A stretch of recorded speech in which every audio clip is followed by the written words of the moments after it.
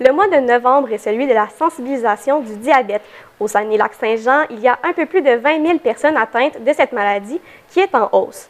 Je suis en compagnie de la coordonnatrice de diabète Saguenay-Lac-Saint-Jean, Michèle Lavoie, pour en parler. Bonjour, Madame Lavoie. Bonjour. Eh bien, premièrement, pourquoi c'est important de sensibiliser la population au diabète? En fait, le diabète est en augmentation depuis les dernières années. Donc, on remarque vraiment qu'on a de plus en plus de cas de diabète de type 2. On dit diabète de type 2 parce que c'est un diabète qui est relié aux habitudes de vie, donc à l'environnement, la saine alimentation, les saines habitudes de vie.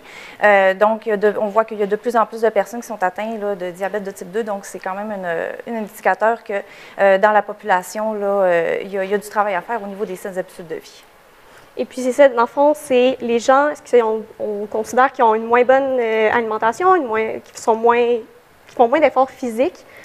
C'est un mélange de tout, en fait. Les gens manquent peut-être un peu d'outils, de connaissances au niveau de la cuisine, donc pour bien préparer les repas, bien apprêter les légumes, tout ça. Les gens sont beaucoup plus sédentaires aussi qu'avant. On remarque quand même une diminution là, au niveau des activités physiques chez les gens. C'est vraiment multifactoriel, là, ce qui fait que les personnes, là, ils deviennent diabétiques, là, vraiment de type 2. Oui. Est-ce qu'il y a une manière pour prévenir, là vous avez parlé un peu du type 2, mais le type 1, il y en est quoi de celui-là? Le diabète de type 1, en fait, c'est un diabète qui ne peut pas ni être prévenu, ils peuvent juste être contrôlés. Dans le fond, le diabète de type 1, ça va être une maladie auto-immune. Donc, le pancréas est vraiment inadéquat. Il ne produit pas d'insuline ou soit le corps va détruire, dans le fond, l'insuline que le pancréas va produire. Donc, à ce moment-là, ces gens-là sont vraiment sont obligés de prendre de l'insuline à vie. Mais pour le diabète de type 2, c'est très prévenable. Donc, vraiment, là, en ayant une bonne alimentation, en suivant les recommandations là, de l'assiette santé du gouvernement du Canada, en ayant un niveau minimum d'activité physique, là, on n'est pas obligé de se défoncer là, au gym pour être en bonne santé. Juste là, une petite marche de 15 minutes à tous les jours, là, ça peut faire une très grande différence.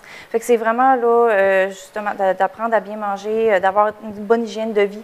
Peut-être pas juste l'activité physique, mais aussi avoir des bonnes habitudes de sommeil, des routines, des choses comme ça. Ça aide beaucoup là, à prévenir le diabète de type 2.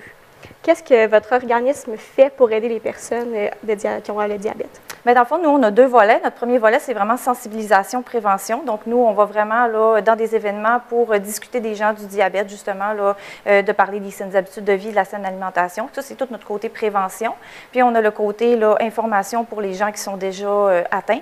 Donc, nous, on est vraiment un service de première ligne pour ces personnes-là. Donc, on offre des services où on apprend aux gens à bien gérer leur diabète. On leur donne des outils, des ressources, des informations. Donc, on a des cafés-rencontres, des journées conférences, on a des activités de marche en plein air.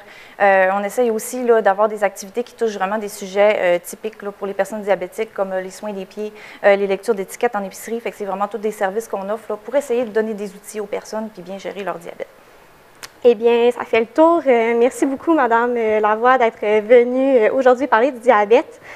Même si c'est la fin du mois de novembre, donc le mois de sensibilisation du diabète, ça reste un sujet important et il faut continuer d'en parler pour sensibiliser la population, puisque c'est une maladie qui est en hausse.